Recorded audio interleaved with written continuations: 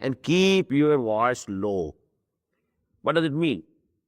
It happens, that when you are arguing something with somebody, and if you think that your argument is going down, you are failing, then you raise your voice. To compensate, for the weakness of the argument, a man generally raises his voice. Now, this is wrong. Don't try to compensate the weakness of your argument with the loudness of your voice. Otherwise, there are occasions when you have to speak loudly. And that is why I want to quote, that the sermon of the Prophet ﷺ, as we have a very ahem and very important and very authentic hadith. This is, from Jabir ibn Abdullah al-Ansari, radiyallahu ta'ala anhu. He is the reporter of this hadith.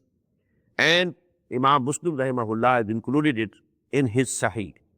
And according to this hadith, إِذَا خَطَبَ كَانَ رَسُولُ اللَّهِ صَلَّى اللَّهُ عَلَيْهِ وسلم إِذَا خَطَبَ اِحْبَرَّتْ عَيْنَاهُ وَعَلَى صَوْتُهُ وَاشْتَدَّ غَضَبُهُ.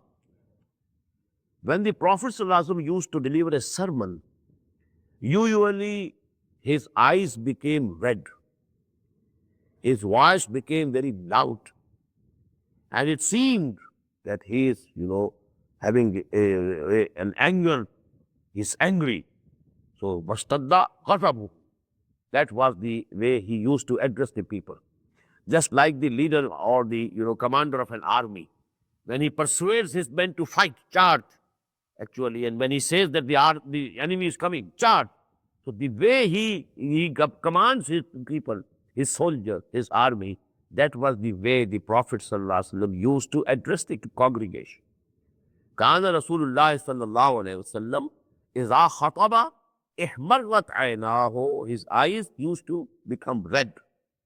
Wa ala sawtuhu, and his voice was raised. Washtadda ghadabuhu. He was in emotions. His sermon used to be emotional type of sermon, very living and pulsating type of sermon. So actually, there can be occasions when you have to use loud voice. But what is meant by Luqman here, that is, when you are arguing something with somebody and there is some dispute, don't raise your voice. Your argument should have the weight. It should carry the weight.